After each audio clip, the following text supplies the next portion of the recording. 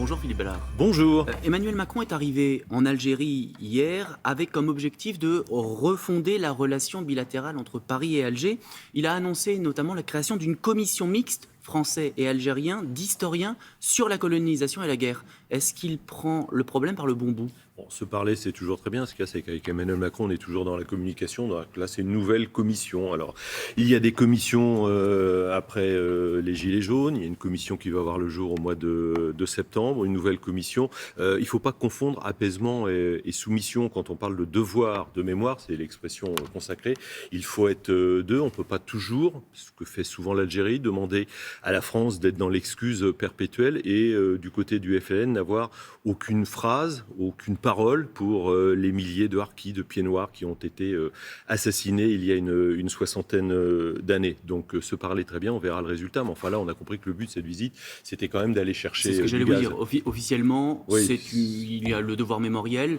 Officieusement, il y a une volonté aussi de l'Élysée d'aller nouer des partenariats sur le gaz. Bah oui, parce que comme on s'est tiré une balle dans le pied avec le boycott du gaz russe, qui ne s'est pas transformé en boycott, parce que les Russes ont fermé le robinet, donc on n'a pas eu besoin de le boycotter. Donc Mais il il ne faut fallait aller pas chercher. passer par là, justement. Bah non, Vu parce ce qui que s'est passé, ça fait plusieurs mois que la guerre, là, en plus, et c'est compliqué sur le terrain. Est-ce qu'il ne fallait pas passer par ce boycott du gaz russe et essayer d'aller chercher d'autres solutions Mais ailleurs ? c'est très clair, il y a un pays qui est un pays agresseur, c'est la Russie. Il y a un pays qui est agressé, c'est l'Ukraine, dont acte.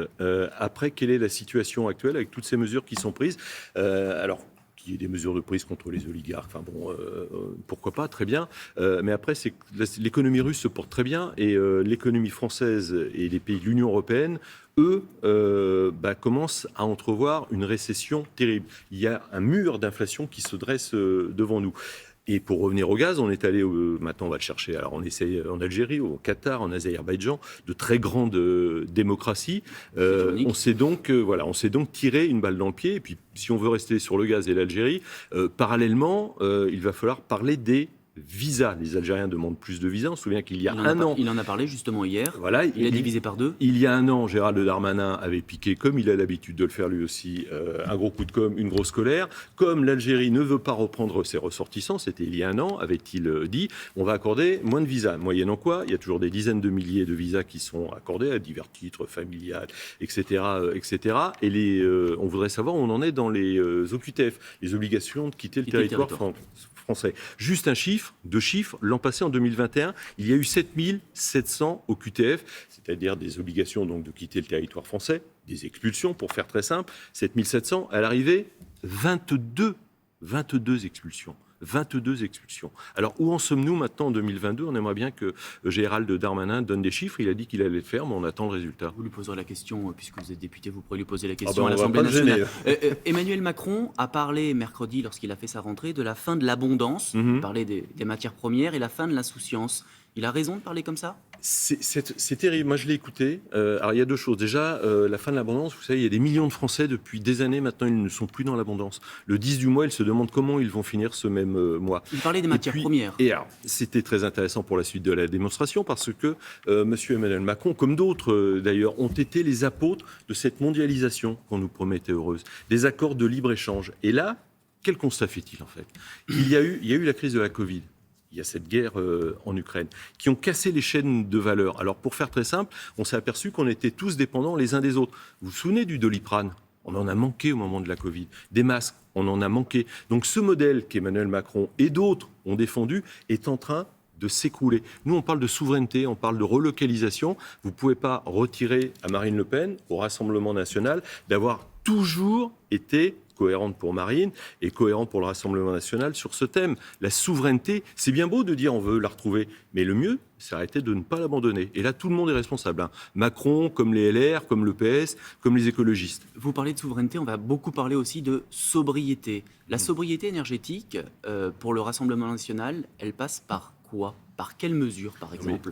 Quand on dresse des amendes pour des magasins climatisés qui laissent la porte ouverte, Bon, sur le principe, effectivement, on ferme la porte. C'est choquant. Non, Ça mais peut c'est paraître choquant. Mais ce qui est le plus choquant, c'est qu'on ferait mieux de demander aux policiers d'arrêter les délinquants. Enfin, voilà. Quand on voit la police municipale de Paris dresser des PV 135 € parce que le commerçant a laissé sa porte ouverte, Madame Hidalgo ferait mieux de demander à sa police municipale d'aller courir après les délinquants. Et après, qu'est-ce qui se passe? C'est les tickets de rationnement qui se profilent à l'horizon. Je regardais un extrait d'une émission télé de Marine Le Pen lors de la présidentielle au mois d'avril. Tout ce qui se passe à l'heure actuelle, eh bien, elle nous l'annonçait. Et dans le même temps, Emmanuel Macron nous disait la croissance est de retour et l'inflation est maîtrisée. Mais quel mensonge, quelques mois après. Mais quel mensonge. La croissance est toujours présente. La croissance est toujours présente, mais enfin, elle va piquer du nez, pardon. Malheureusement, on ne s'en réjouit pas, mais c'est juste un constat. Quand on va s'approcher de la récession, l'Allemagne... il va à grands pas.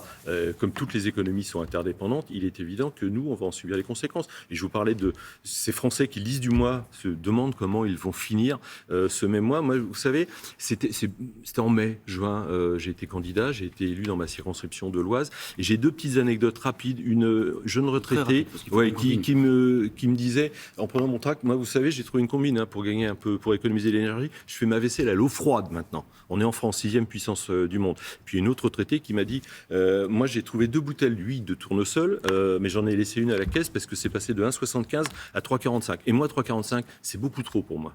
À la pompe, les Français vont être aidés jusqu'à la fin de l'année, puisqu'il y aura la ristourne de 30 centimes le litre en septembre-octobre, 10 en novembre-décembre. Mais tous les véhicules pourront être aidés, tous les Français pourront être aidés. Est-ce que vous ne plaidez pas, par exemple, pour que les propriétaires de SUV ou de berline ne touchent pas la même ristourne que des propriétaires plus modestes? Mais vous venez très bien de le dire, la ristourne à la pompe, c'est pour 2 mois. À la fin du mois de décembre, ça sera complètement gommé. Il y aura la fin du bouclier tarifaire. Et ce qu'on peut craindre, c'est peut-être pas forcément, parce qu'on essaye de lire dans le mar de café, ce qui va y avoir une explosion sociale à la rentrée.